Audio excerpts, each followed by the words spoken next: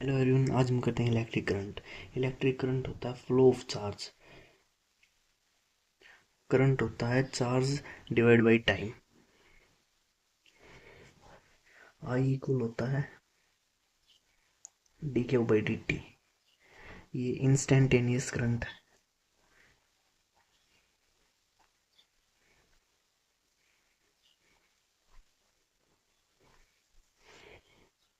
जो कि किसी पर्टिकुलर टाइम पर एवरेज करंट निकालते हैं। आई एवरेज होगा delta Q by delta T. यानी ये एवरेज यानी टोटल करंट है।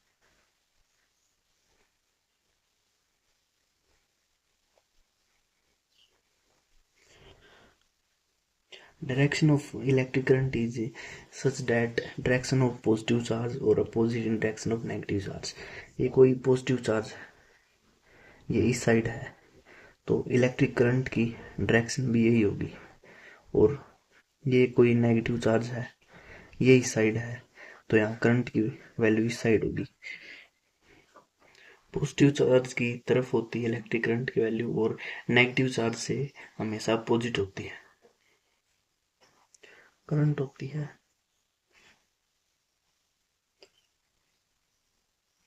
ये स्केलर क्वांटिटी होती है।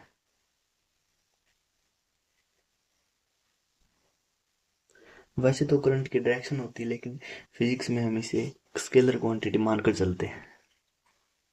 इसकी यूनिट की बात करते हैं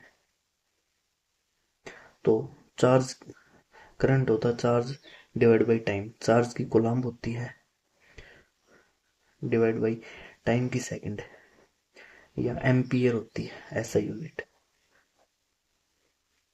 करंट की एम्पियर होती है। इस पर हम न्यूमेरिकल करते हैं तो फर्स्ट न्यूमेरिकल है करंट है वो वायर में वेरीज करता है टाइम के साथ। रिलेशन करंट दे रखा 3+2t। तो यहाँ चार्ज हमें फाइंड करना है। क्रॉस सेक्शन वायर है जो टाइम है 0 सेकंड से 4 सेकंड के बीच। यहाँ करंट की वैल्यू दे रखी है 3+2t। तो करंट होता है D Q by D T. इसको हम D Q divide by D T लिख सकते हैं, क्योंकि हमें इंस्टेंट यानी 4 सेकंड पर निकालना है। इसकी वैल्यू है 3+2t। हमने यहाँ आई को D Q by D T लिख लिया, और आई की वैल्यू है वो उसके सामने लिख दी 3+2t।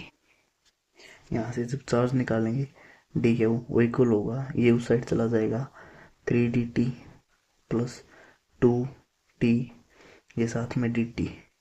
इसका हम इंटीग्रेशन कर देंगे। इसका चार्ज का 0 से क्यू, यहाँ टाइम 0 से 4 सेकंड, यहाँ टाइम 0 से 4 सेकंड। तो चार्ज यहाँ क्यू आ जाएगा, डी क्यू का Q is equal to 3 dt का इंटीग्रेशन t होता है।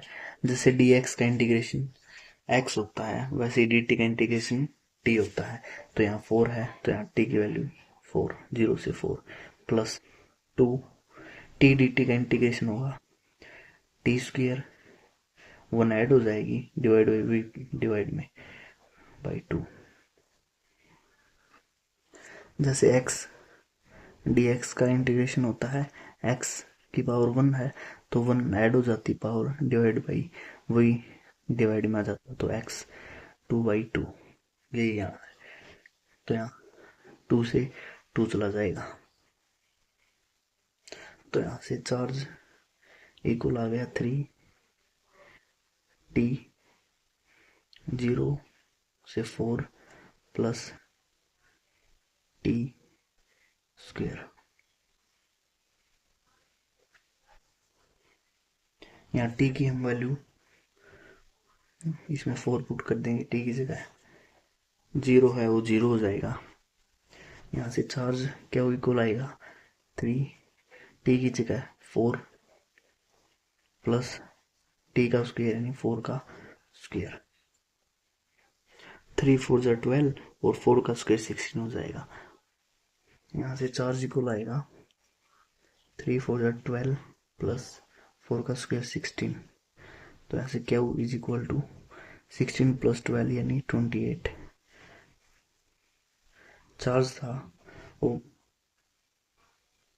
इसकी यूनिट कूलम्ब होती है तो कूलम्ब में आ जाएगा 28। इसके बी पार्ट में हमें निकालना है constant current would transport same charge in same time interval, यानी कांस्टेंट करंट निकालना है। यहाँ से करंट निकाल सकते हैं। करंट बी पार्ट जो D Q by D T के इक्वल होगा। यहाँ चार्ज है 28 कूलम्ब निकला है, टाइम यानी 4 सेकंड थी तो 4 7 28, तो यहाँ से करंट आ गया 7। करंट की यूनिट एम्पियर होती है तो यहाँ करंट 7 एम्पियर के इक्वल आ गया। इसका सेकंड न्यूमेरिकल करते हैं।